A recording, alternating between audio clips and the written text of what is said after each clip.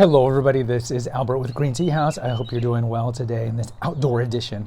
Today we're going to talk about yellow tea, why yellow tea might be the tea for you, and just the absolute beauty of this tea. Now before we begin, I highly recommend you check out our back catalog of episodes, in particular the episodes dealing with the 6 categories of tea, and I'll make sure I put some banners up here that are germane. So yellow tea is one of the 6 categories of tea. In terms of oxidation, it's going to be more on the left side or the lightly oxidized side, along with green tea, which is 0% oxidized. White tea is about 5% oxidized. And so it's going to have a lighter taste, as opposed to, let's say, just certainly strongly oxidized oolongs, black teas, and the dark teas on the other side.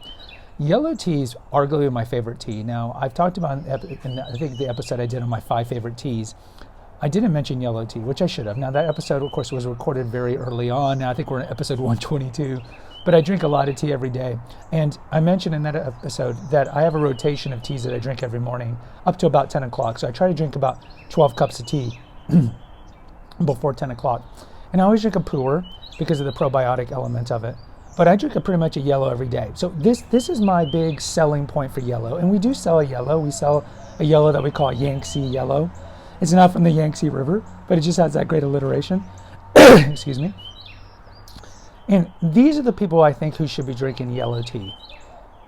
If you look at the 2 neighbors, so to speak, next to yellow tea, it would be green tea and white tea. The argument behind white tea, and we did an episode here, a retort to white tea doesn't have any taste. Some people find white tea to be too light and delicate. I think it's great. It has very subtle hints of peach in it and various berries, and we offer a jasmine white tea, so you can definitely smell and taste the jasmine. But in general, some of the arguments, and we also sell white peony, some arguments with white teas that it doesn't taste like anything.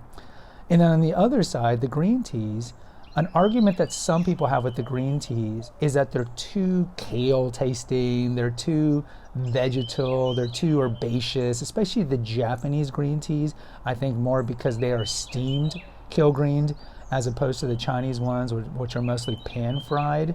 And so the Japanese greens can have a taste that is too green. In other words, too, like I just boiled vegetables and I'm drinking the water from the vegetables, or too seaweedy. And so that you can get that argument. I don't really think you get that argument as much with the Chinese ones, because the Chinese ones have a chestnutty taste, in my opinion. But you can get it with the Japanese ones. The other issue with green tea, and we've talked about this in mistakes that coffee shops make, and we've talked about this in different episodes, is that with the Japanese green teas in particular, but green teas in general, if you steep it at too high of a temperature, or if you steep it too long, the green teas can get bitter, and they get too stringent, and it just doesn't taste good. And so when you put in that tea bag of green tea that you get, the generic one from your grocery store, most people just don't know any better. They boil water, they pour it in there. And if you don't go to loose leaf tea, you think that all green tea tastes like this. And so when you go to loose leaf and you control the temperature on all these things, you're like, oh my God, green tea is amazing. Now, some people don't like green tea because it's too stringent or it tastes too much like seaweed. Hence, yellow tea. Yellow tea, because of an additional process called heaping, where it's essentially the same process. And in the olden days of tea nomenclature, they would consider yellow tea to be just a type of green tea. But it's a separate category now because it has an additional step called smoldering. I'll put an episode here on exactly what is yellow tea because I don't want to spend too much time on it here. But because of the smoldering effect, it makes the tea leaves of yellow tea turn a little yellow, and it takes away the bitterness of green tea. It takes away from the stringency of it, and it gives yellow tea a much more sweetness. And I'm not saying like it's going to taste like cake. I'm saying it gives it a more mellow taste and a sweeter taste than green tea. So it's this great kind of middle road where it definitely has a taste that unless you have a really refined palate for white tea, you might not think white tea has a taste. So it has a taste, and then it lacks the bitterness that you get from green tea, especially if you oversteep it. And so yellow tea, for any of you guys who really like green tea, I really recommend you delve into yellow tea, because yellow tea just is amazingly good. It's got this liquor that's just this great amber liquor to it. The aroma of the leaves pre-steeping and post-steeping is amazing, and it's just a great tea. So you might ask, okay, well, why don't we find yellow tea at the grocery store, like as if that's the litmus test for good teas. Well, that's a really good question. So yellow tea can't be mass produced like black tea. So black tea, as you guys know, if you watch these episodes quite a bit, the majority of black tea is crushed toward and curled, or CTC, pulverized into those fannings like the sawdust. And that's what you're going to find in iced tea. 80% of tea that's manufactured and exported in the world is black tea. Most of that is made for iced teas. But also, if you look at English blends, if you look at most Earl Greys, if you look at anything that's drank in the West, it's mostly going to be the pulverized black tea.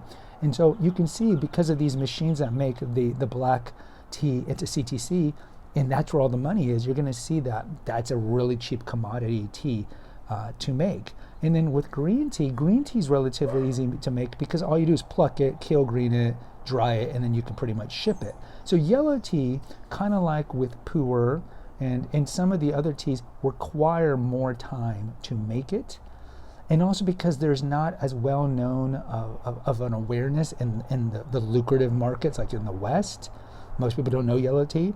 And so the manufacturers, and yellow tea is mostly made in China. It's almost always made in China. The makers in China are going to be like, well, why are we going to make all this tea if there isn't a demand for it? Because ultimately it's all about the money.